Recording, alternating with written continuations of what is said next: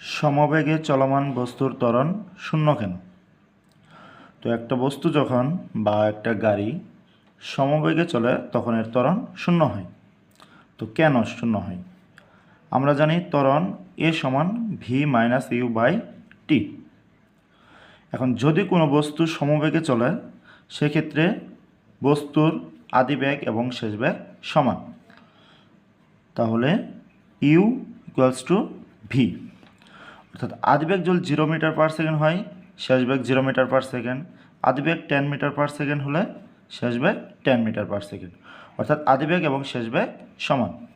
তাহলে আমরা এখানে লিখতে পারি বা a equals to v minus v, কারণ ইউ ইকুয়ালস টু ভি।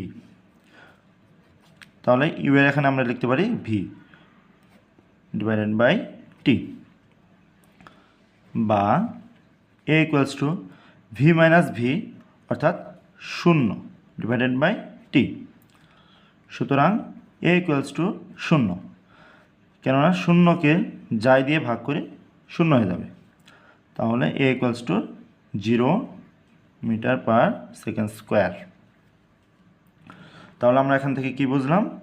সমবেগে চলমান বস্তুর ত্বরণ সবসময় 0 হয়।